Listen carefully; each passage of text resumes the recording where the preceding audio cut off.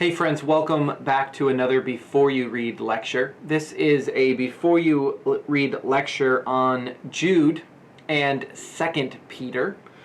What I want to do in this short Before You Read lecture is explain a little bit more about why I've chosen to group these two letters together, provide an overview of Jude and then an overview of 2 Peter, discuss a few of the issues that present themselves with this review, and then offer in the end a few reading notes or questions for you to consider as you read. So this is an odd combination, or at least it seems that way at first. Why would we connect Jude and 2 Peter? Isn't 1 Peter a good enough connecting point with 2 Peter as it is? And that totally makes sense. But what I hope you'll begin to see by the end of this lecture, and certainly by the end of reading 2 Peter and Jude, is that these two letters are quite similar to one another. They're so similar, in fact, that many New Testament scholars suggest some sort of dependence. Either Jude depends on 2 Peter, or 2 Peter depends on Jude in parts because of that overlap. Right, so that there's a shared material, and one of the ways that scholars make sense of that shared material is to say one used the other, just like we saw with the Gospels, that one of the later Gospel writers used an earlier Gospel in their composition of a new Gospel. And so this is the main reason for grouping these two together. This is one of the shorter reading assignments that we've discussed. 2 Peter is not a long writing. Jude is just one chapter. And so there should be lots of opportunities to dig in and explore this material. Just a few words of introduction to the book of Jude, or the epistle of Jude.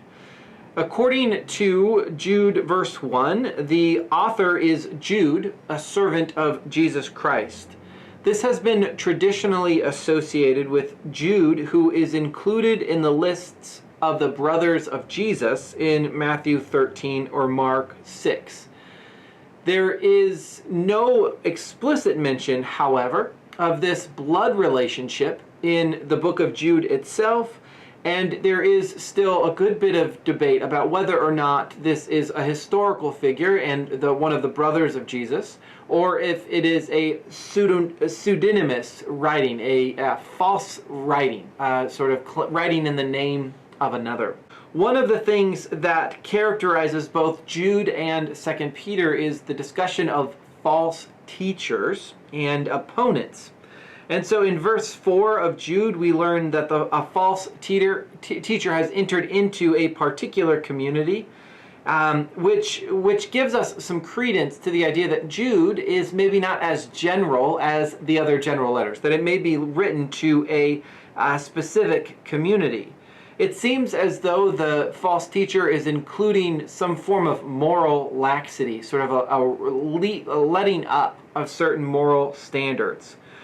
And then in verses 5 through 16, the author uses the biblical past, the story of Israel's heritage, to show the ways in which these false teachers and their toxic influences have been dealt with in the past. And then verses 17 through 19 encourage the recipients to remain faithful and to build each other up.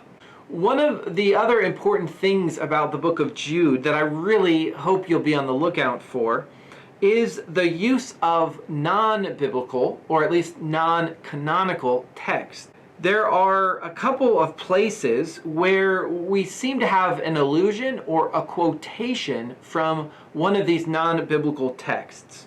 So if you look at verses 9 and 10 in Jude, there is a quotation or an allusion to the assumption of Moses when it alludes to the struggle between the archangel Michael and the devil. This is something that becomes popular or more popular in apocalyptic literature, but it's not found in our Old Testament. It is found in the Assumption of Moses, a non-canonical Jewish writing.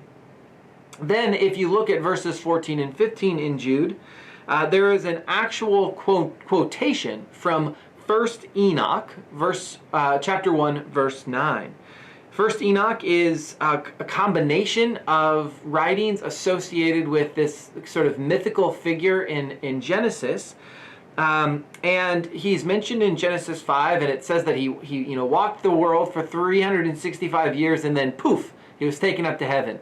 And this sort of mysterious end to Enoch's life generated a good bit of interest among Jewish authors of antiquity.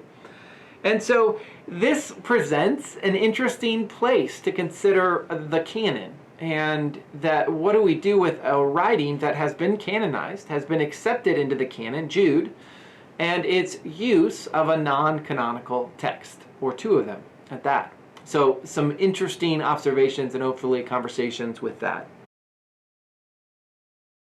Let me turn my attention now to 2 Peter. As you could see, it is related to 1 Peter. Like 1 Peter, the attributed authorship is to that of Simon Peter, a servant and apostle of Jesus Christ. That's 2 Peter 1:1. The author claims to be an eyewitness of Jesus and to have been present during the Transfiguration. We see this in chapter 1. It makes an explicit claim to being the second letter written by Peter. And the whole of 2 Peter sort of reads like what we would call a testament.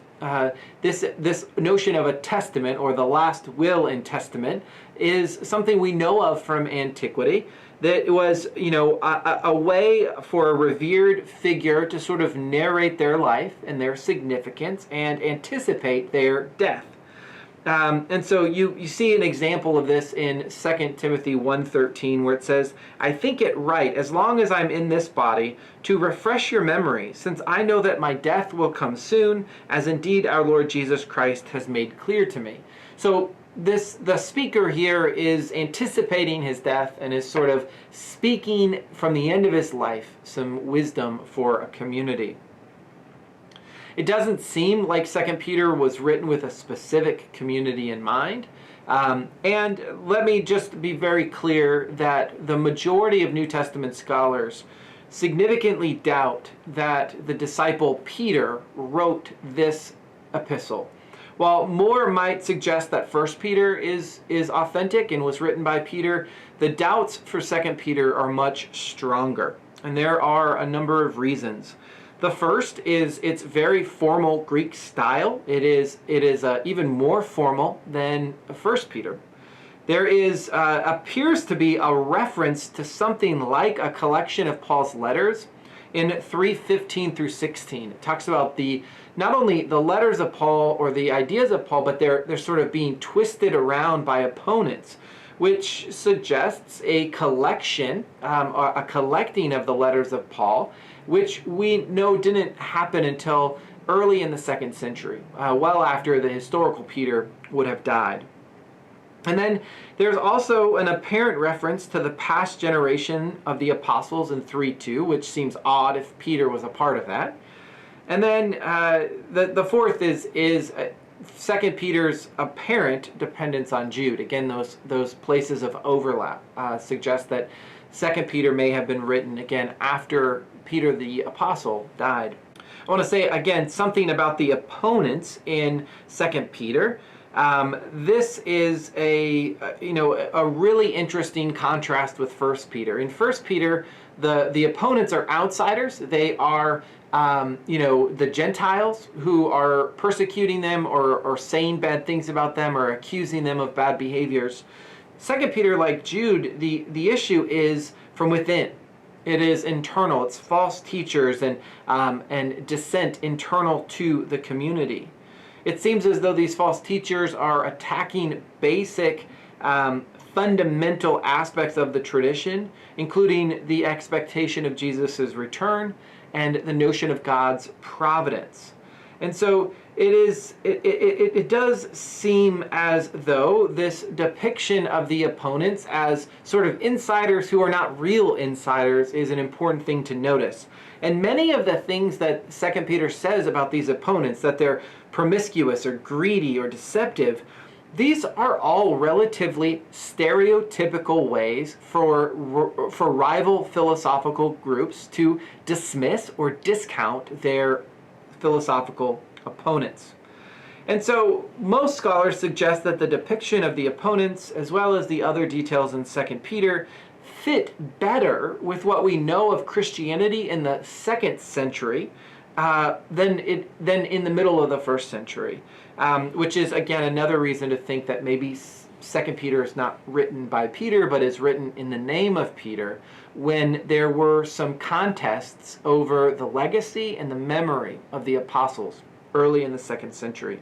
The second thing I want to say about 2 Peter is about the delay of the parousia. This sounds super official, right? Very, very fancy language. Parousia is just the Greek word that talks about the arrival of Jesus. So in early Christian thought, it was believed that Jesus' resurrection was actually temporary, and that he would eventually come back down to earth and institute the new kingdom, institute the new world order in a bodily form on earth. And so we see much of this in chapter 3, and there seems to be some opponents who are saying, this is bogus. You know, Jesus is never coming back. He hasn't come back yet. He's certainly not coming back again. And so there is a concerted response to this sort of belief. It seems as though these opponents are using the delay in Jesus' return as a way to question the trustworthiness of God.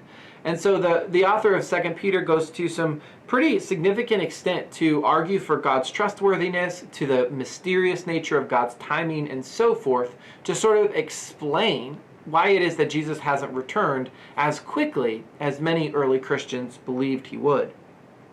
And so 2 Peter, much like Matthew 24 or 1 Thessalonians 5, insists on this idea that the day of the Lord's return, his parousia, will come unexpectedly. Even the Son of Man doesn't know the day or the hour, Matthew 24 says. And so we see that again in 2 Peter. The final thing, just briefly about 2 Peter, again, is to note this awareness about Paul's letters. Not only that there's a recognition of them, but that there's already a misinterpretation or a twisting of them. Again, we'll see this in 2nd century writings all over the place, where Paul is kind of a double-edged sword. In one way, Paul is really important for early Christian theology. On the other hand, Paul opened himself up, or the ideas of Paul opened themselves up to other rival groups of Christians that were later deemed heretics. And so we see this already in 2 Peter. Let me just highlight a few of the issues that 2 Peter and Jude present as we read them. I think the first is the relationship between Jude and 2 Peter, which I've already talked about. How do we explore this? How do we explain this? And what does it mean that 2 Peter or Jude seems to be using the other? I think the second issue that I've already highlighted is the question of Jude and the canon. What do we know, what do we learn about our understanding of the canon when we see that Jude is using, referencing, alluding to other non-canonical sources as if they're authoritative, as if they're important and illustrative of the sort of work that Jude is trying to do? The third issue and final issue is the relationship between 2 Peter and 1 Peter. Again, this could take a lecture in an entirely different direction, just to talk about the ways in which 1 and 2 Peter are alike and different, but that's certainly one of the issues that is raised by our study of Jude and 2 Peter together. Let me close with just a few questions, a few suggestions for you as you read both Jude and 2 Peter. The first is to pay attention to how each letter sort of characterizes or presents both insiders and outsiders. Pay attention to the description of the opponents and why they are dangerous or problematic. And consider, what is the impact on that for you? What's the impact of that for your understanding of the faith life, of your understanding of insiders and outsiders to the church? The second sort of question is specific to 2 Peter, and that is, how do you make sense of the delay of Jesus' return? What in 2 Peter is helpful, and maybe what is not so helpful about that question? And then finally, more broadly, is what about these letters, or what in these letters, can you take away for your own faith journey? Where do you find encouragement or direction or challenge in these letters? Well, that's all I want to say about 2 Peter and Jude for now. I look forward to hearing about your own observations, your own thoughts about these writings. Happy reading.